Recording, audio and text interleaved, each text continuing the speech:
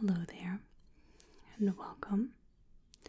My name is Calliope, and I'm going to be taking care of you today. So today, it looks like we have you in for a biodynamic massage. Is that correct? Wonderful. So this is kind of a fun one. It's also known as a stethoscope massage, but I bet you can't guess the reason why that is. So if you'd like, I'd love to tell you a little bit about it. Yeah, it's pretty niche, isn't it? There's not a lot of info about it. So biodynamic massage can be used on its own, but it's actually a part of a psychotherapy modality known as Biodynamic Psychotherapy. This was created by Gerda Boyesen in the 1950s, 1960s. She was a Norwegian psychologist and physiotherapist. And the biodynamic part means that it is concerned about the movement of life and life force. So the natural rhythms and movements of the body. It's sometimes called a psychophysiological therapy, and our practice combines both Swedish massage with Reichian therapy. And Reich was a student of Freud that was more concerned with body psychology. Some practitioners are more concerned with the psychotherapy part, of course, while we are going to be focusing mostly on the massage therapy part. So let's circle back to the stethoscope part, right? So that's pretty unusual in massage. So Gerda Boyesen had found that when she was working on her patients, the more that they worked through the treatment, they worked on the patient's thoughts, their internal struggles, she noticed that their stomachs would rumble a lot more. They'd make a lot of noises. So from that, she concluded that the abdominal organs, or more specifically the intestines, must be a part in the body digesting not only food, but emotional stress as well. And she posited that as the treatment went on and as the patient got better, that the intestines are squeezing out excess fluid and making those sorts of noises. So in the biodynamic massage, we use the stethoscope to listen to your abdomen and let the sounds of your body, of your intestines, guide us through how it should be progressing and how you're doing. Okay, so this massage can be done either fully clothed or dressed to your comfort. We also use a lot of coverings as well. So a lot of blankets, there's a lot of weight on you, all right? So I'm going to get you situated and then we'll start in by listening with the stethoscope. So today I'm going to be using just a regular one, but some practitioners will use an audible stethoscope, if you will, where they have it hooked up to a speaker so both the patient and the practitioner can listen. But I'm just going to be using a regular old stethoscope for this treatment, okay? All right, wonderful. Let's go ahead and get you situated.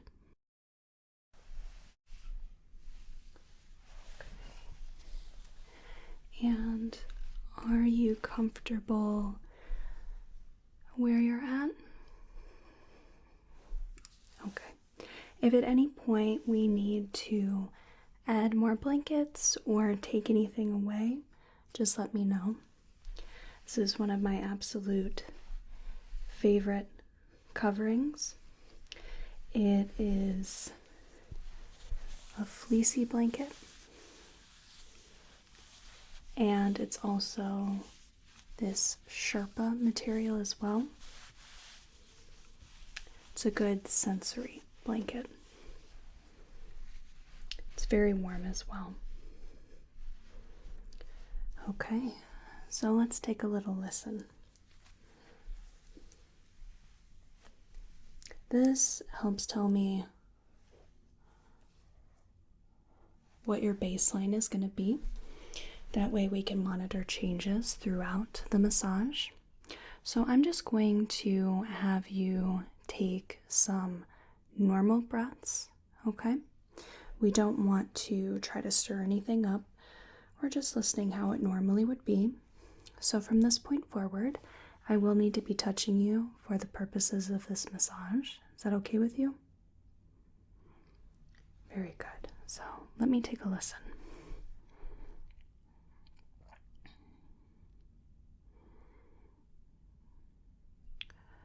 So Gerda Boyesen called these sounds the psychoperistalsis sounds. The sounds of the stomach as it digests emotional stress and struggle.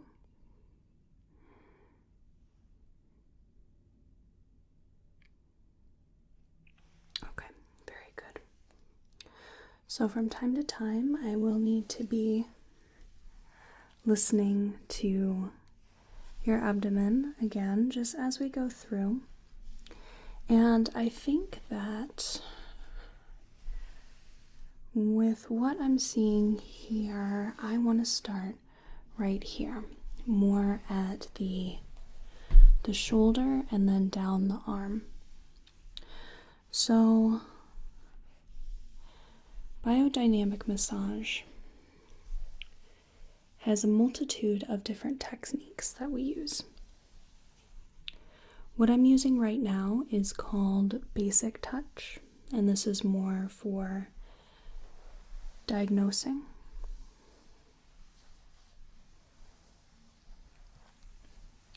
And we can also use techniques like working on the aura.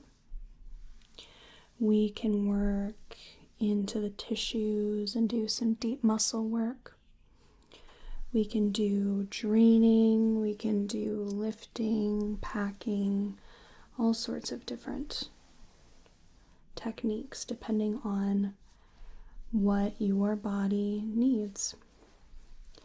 And if at any point you feel called to move in a certain way or even to arrange yourself in a certain way, I'd encourage you to do so. That's part of the whole biodynamic part of the work. So biodynamic massage differs a little bit from traditional massage in that traditional massage, generally one wants to work towards the heart, and we are working from the midline outwards. So it could be down the legs, down the arms, from the midline outwards. And it also doesn't have a set procedure in that you will never get a session that will be like your previous one and like your subsequent one.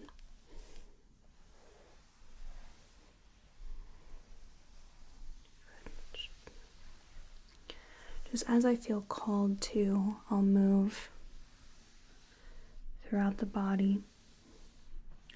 And if there's anything you feel like saying, just verbalizing what you're feeling, or if you have a thought, this is a completely judgment-free space.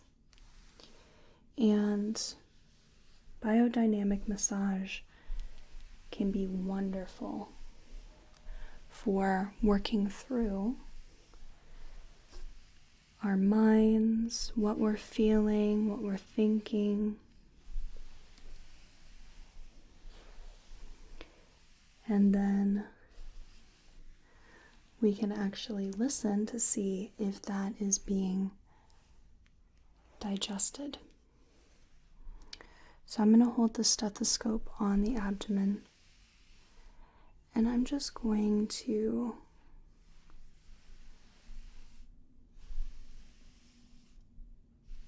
just stroke along the body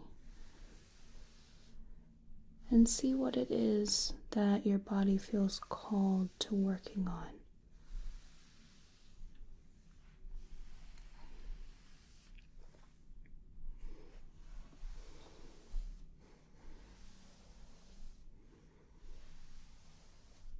Okay.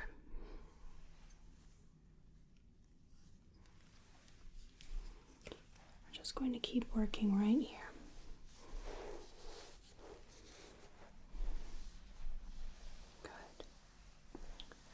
So as I am touching you here on the shoulder, along the arm, is there anything that comes up for you? Any emotion, any thought?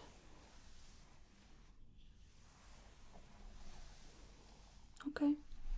You don't have to have an answer, it's just something we want to bring up from time to time.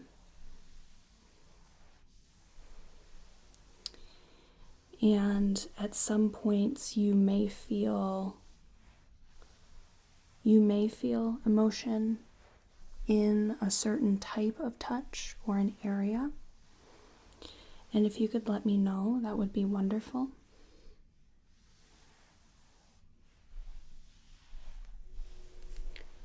Good. Just sensing if there's any excess fluid in any part of the arm, or if there is a deficiency.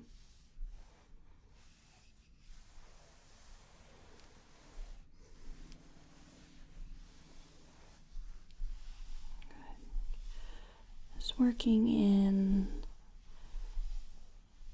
with some kneading of the arm.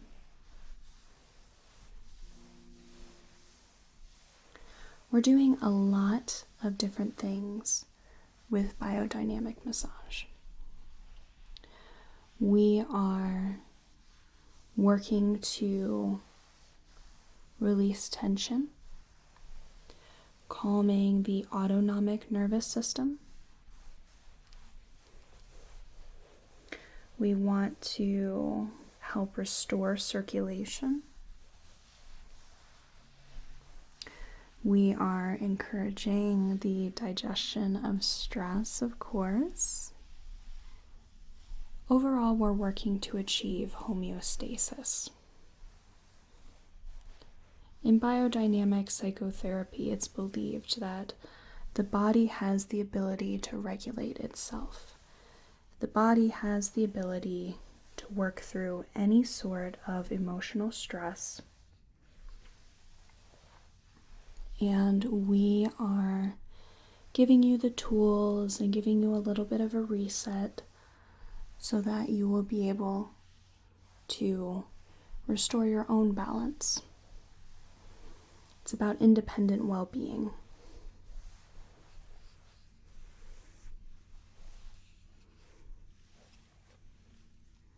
Good.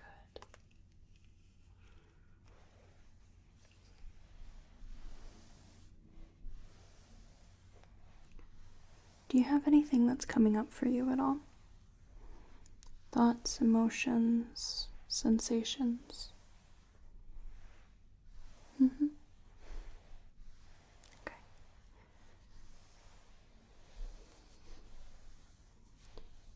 Good. So let me see.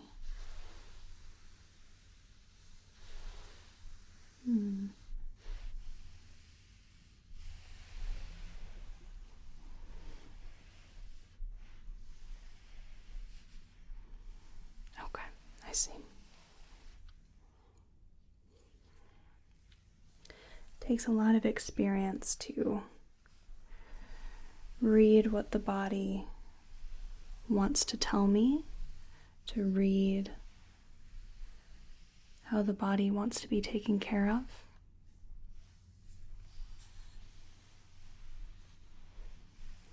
And sometimes this work is very simple,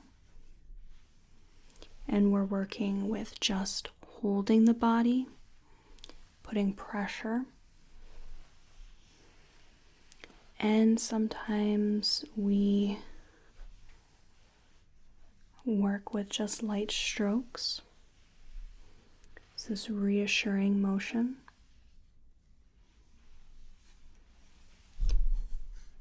Sometimes if we feel a deep amount of tension, like you have right in here, then we can work with more petrissage.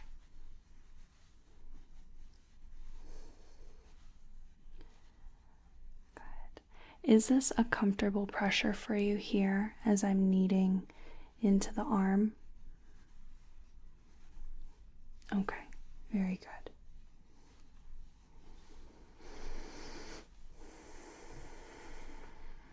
Sometimes this work can be a lot more dynamic, where we might be stretching, pulling, supporting. Maybe you feel called to pace the room. Maybe you feel called to lie on the floor.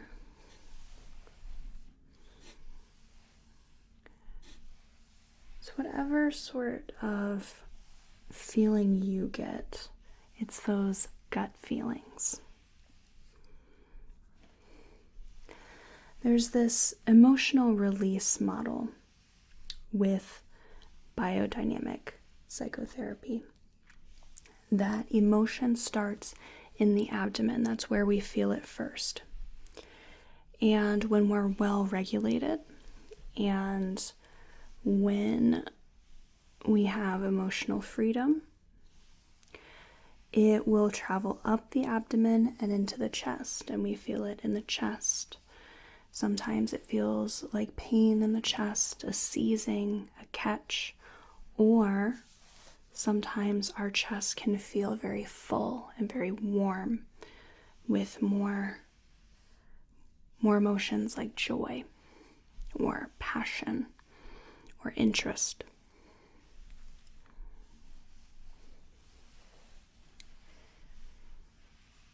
Good.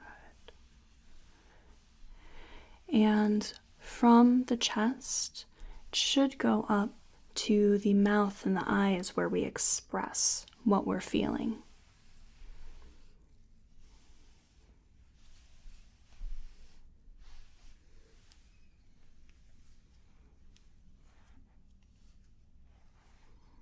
Just going to hold this here.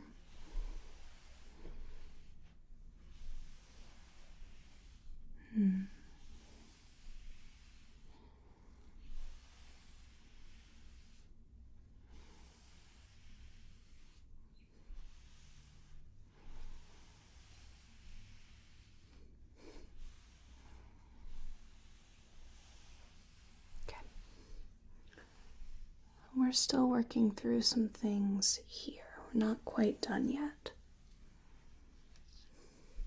I want to tell you a little bit about the concept of a primary personality and a secondary personality. And this goes along with that emotional release pipeline. So, the primary personality is the people that we truly are. These are the people we were meant to be, the personality we have present at birth that evolves. And if we are completely emotionally healthy throughout our whole lives, which is probably pretty rare, that would be the person we are throughout the entire time. Let's work right in here. Now the secondary personality. This is the personality that we were forced to adopt parentheses, in order to survive, end parentheses. Whether it is because you were shamed for having certain emotions or personality traits, or you were disadvantaged because of certain traits or showing emotion, these are the kind of people that we present to the world, the personality that we present to the world in order to make it through. And this could be as simple as someone who's more inclined to be a little weepier than others, being told that they're not allowed to cry. It's not going to help anything. It's not going to solve anything. That it's weakness, or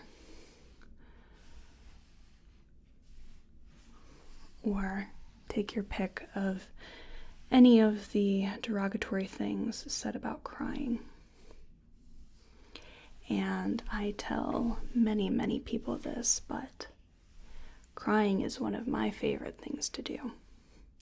And I'll tell you why.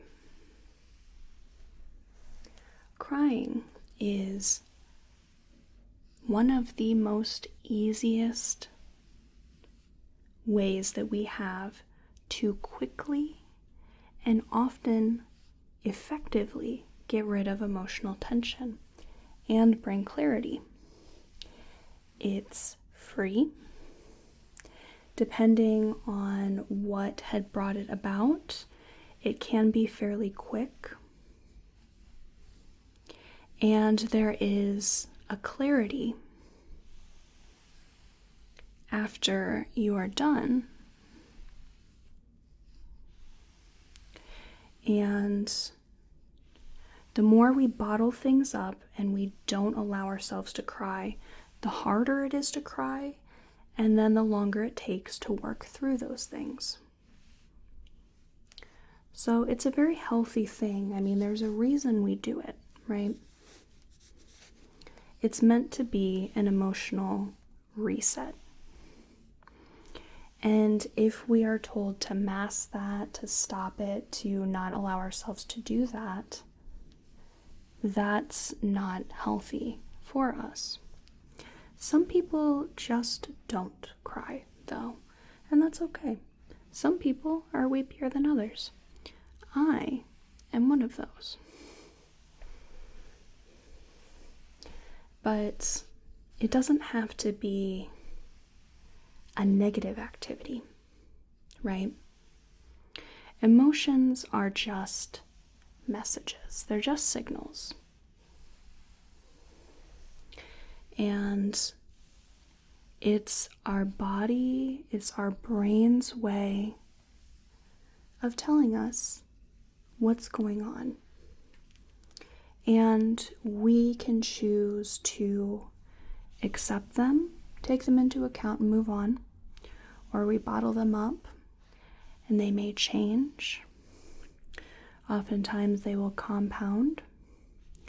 They can come out in inappropriate ways or at inappropriate times,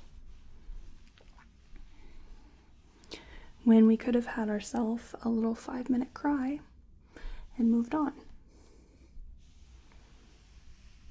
Works for some people, doesn't work for everybody, but that's just an example.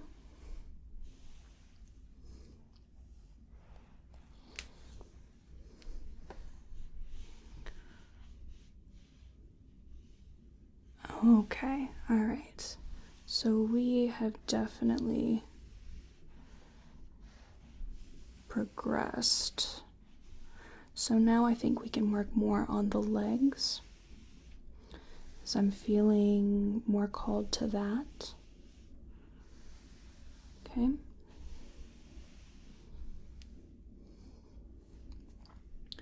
So let's come back to the secondary personality, right?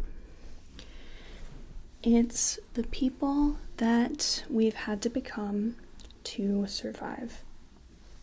It's not necessarily the people we want to be. but it's what we do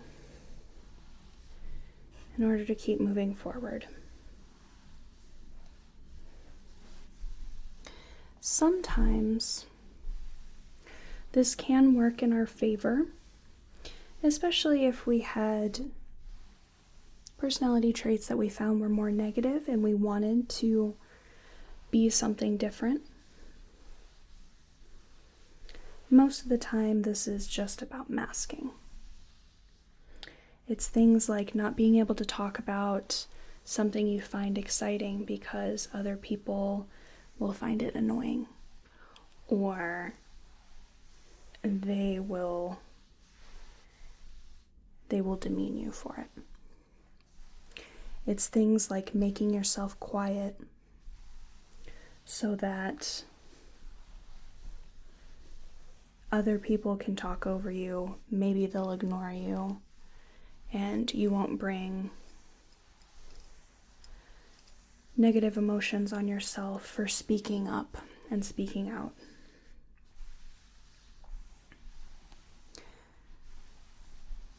There's a lot of things we can do to make ourselves smaller, and sometimes it's even things we do to inflate ourselves so that people don't mess with us, so that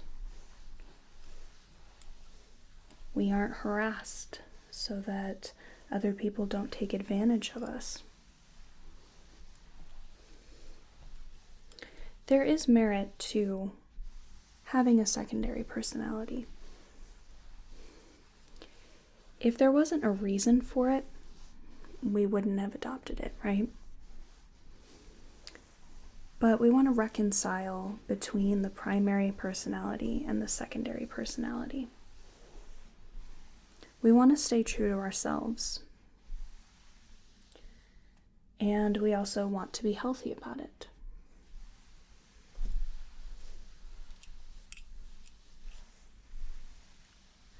So with the legs here, what I am doing is draining so that we have areas of excess fluid that we can bring to other places, for example here in the legs, that are more dry. There is a lot of work with the lymphatic system, and actually there's a lot of overlap with craniosacral, for example.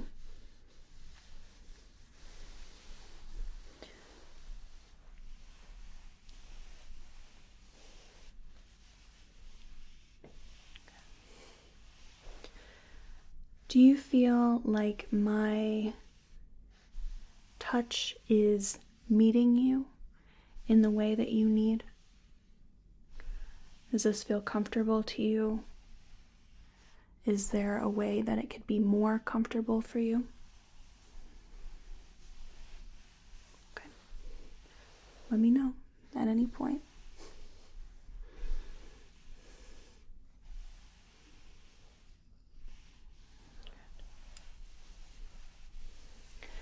The legs tend to hold a lot of tension and a lot of fluid as well, especially if we're standing on them all day, and even when we're sitting all day.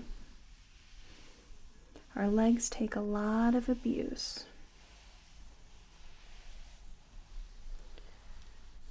But this is our chance to really work into the legs. Bring that fluid back up, flush everything out.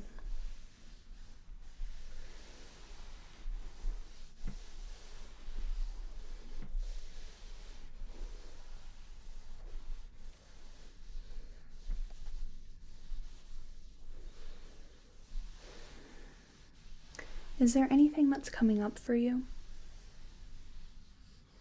In terms of emotions, sensations, anything you notice? Have you noticed if your breathing has changed or your heart rate?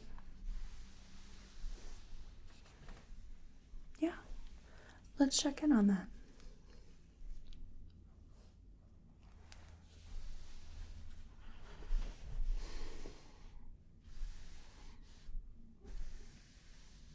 Good, good. So I think the legs are calling for a little bit more. But then I think after this, we'll definitely work on the head. We'll do full body today. Good.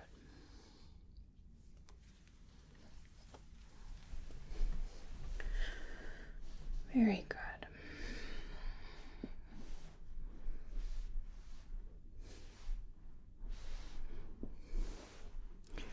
At the core of this massage, of this therapy, is that it's about caring for another person and wanting to let them know that the person they are is okay and you're free to be the person that you are here. And there are ways that we can soothe what's going on and help you work through what's going on in your head, what's going on in your life. We can reconcile the body-mind relationship.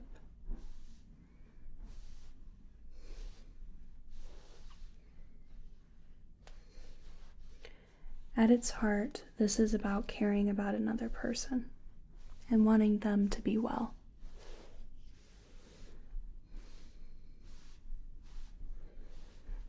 We want you to be all that you both believe and want to believe that you can be. We want you to do it in a way that is free from pain, whether it's physical or emotional as well.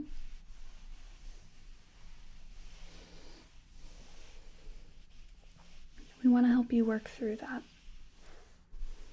And for a lot of people, it's just about giving them the tools, the space, and some instructions. Many of us don't know how to release emotions or stress. We know a little bit about what people suggest to release stress. But many of us try to do that and feel that it's just not working. And why isn't it working? I'm doing what I was told to do. And in this, I am asking your body what it needs. And I'm giving you the space to be as you are.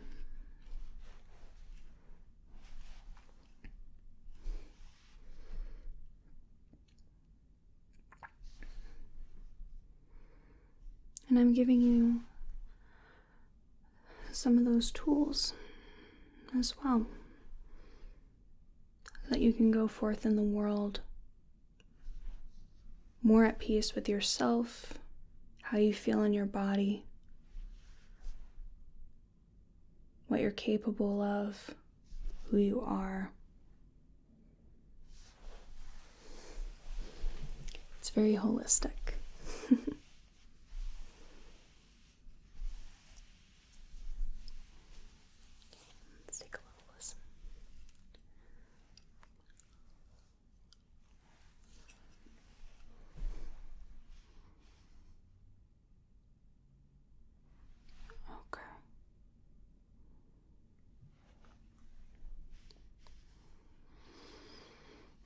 Just keep breathing normally for me.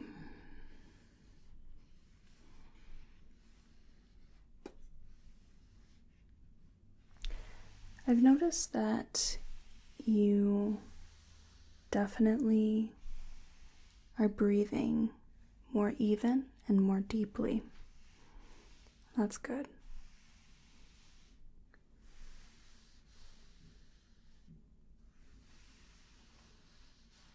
Okay.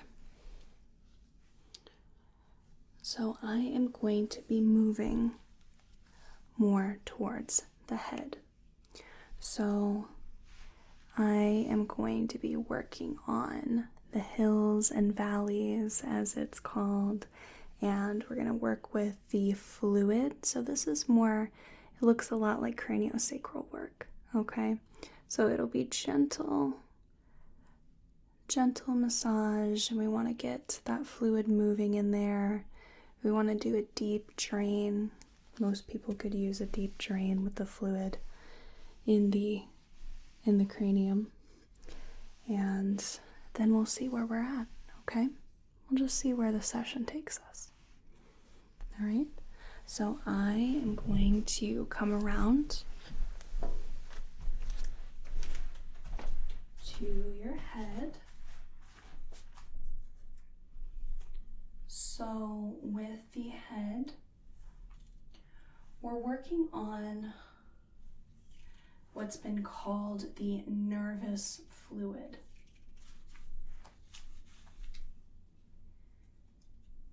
And we want to drain this excess fluid from the neck, from the head, and work downwards. So kind of like a lymphatic drainage massage here. And this is great, of course, for headaches, for tension in the head and neck, for migraines. We can even work on the face as well, if need be.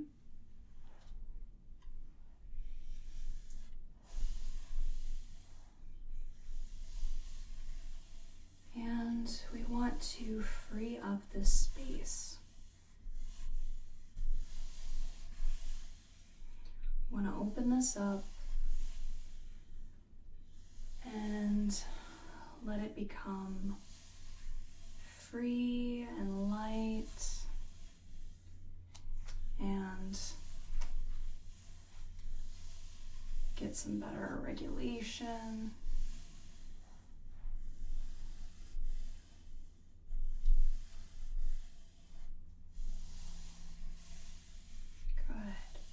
So how does this touch make you feel?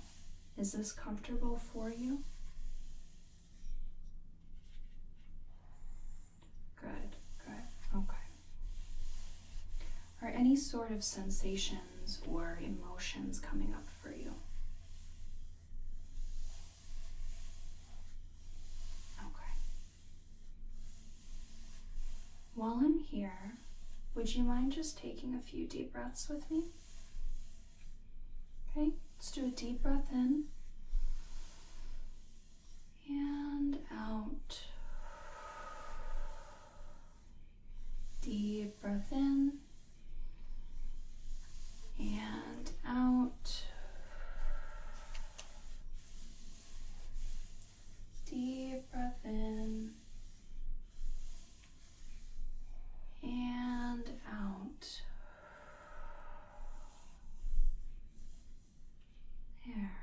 There we go. If you feel called to move your head at all, feel free to do so. Sometimes it feels very nourishing for the body to move in a specific way. When I'm meditating, I find that it feels particularly soothing and relieving if I move my head back and forth against whatever I am reclined on. So whether that's my chair or a pillow, or even you might feel this in other parts of your body. Maybe your fingers want to move around a little bit. You can unclench or clench your fists. Maybe your toes want to wiggle a little. Is there anything you can do to deepen this relaxation,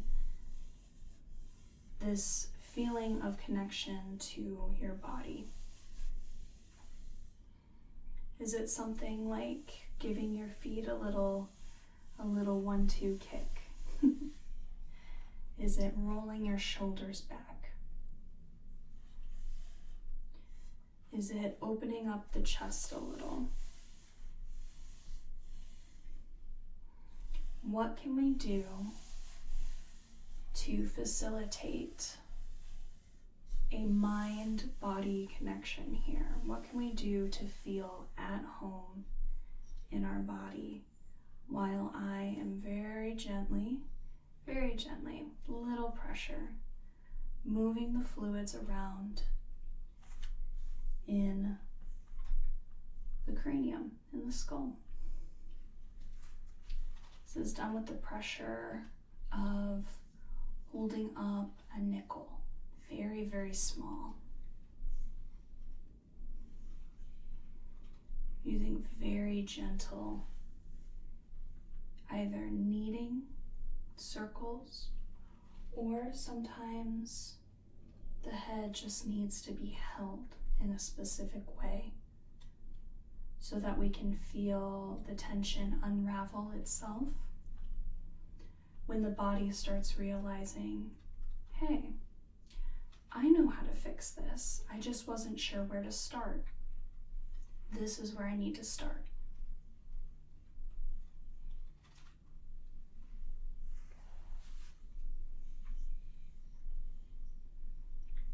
I'm going to come around for a second. And we'll listen for that psychoperistalsis. Okay. You could just give me a moment. Just have you breathe normally.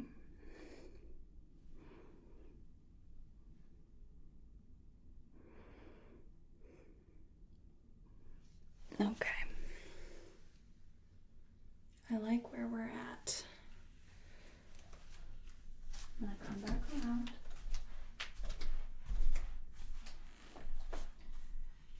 There we go.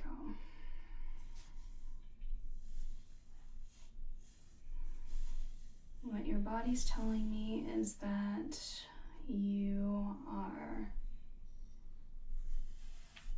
working through pretty well, and it'd be helpful to continue a little bit longer so that we can finish digesting whatever it is on our minds, whether it's the day, the week, something specifically stressful. Is it work stress, home life, hobbies even?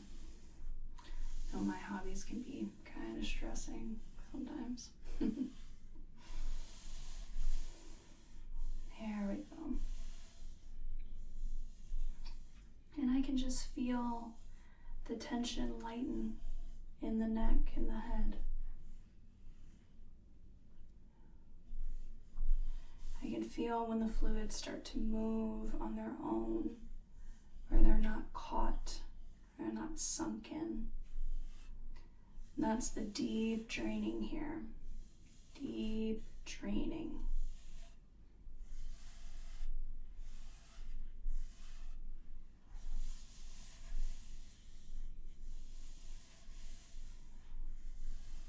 You've done really, really well here. I can tell you've made a wonderful amount of progress. And even after this session, it will continue to digest. We want to get to a point where your body's able to just digest it as it normally would, where you don't need another person to assist or facilitate, where you can just do it all yourself. For some people, that takes 6 sessions. For some people, we work for half a year. Just depends on what your needs are, what you are working through, how you feel. Are you still seeing the benefit?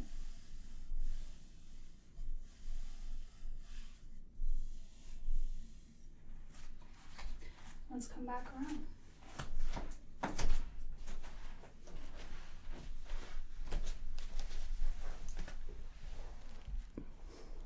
Pop on the stethoscope.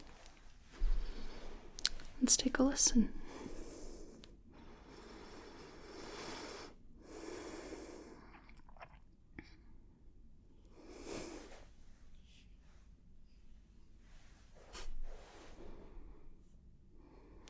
Good. Good. This is what we want to hear.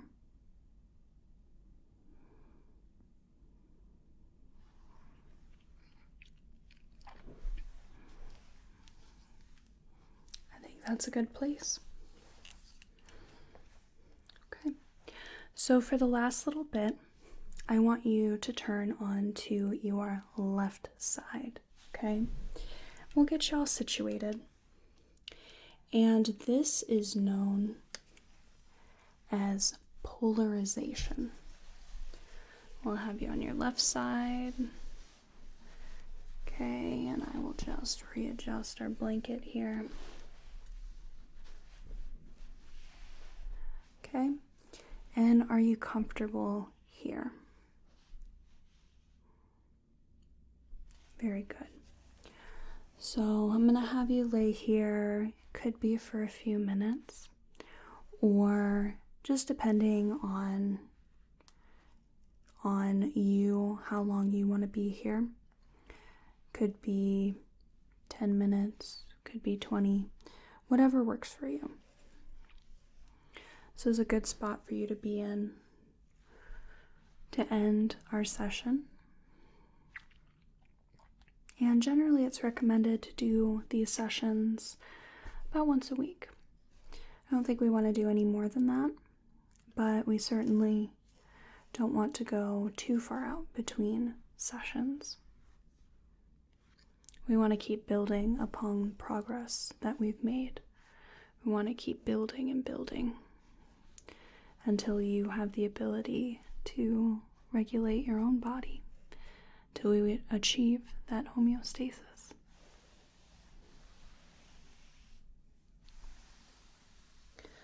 So to conclude here, are you comfortable? Do you need any more blankets? Do you need me to take this one away? Okay. All right. I will be nearby if you need anything else as well, but I am going to allow you to digest what we've done in the session, okay? So it was absolutely wonderful working with you today in this biodynamic massage. I hope to see you back here pretty soon. I hope you have a whale of a day and a good rest of your night.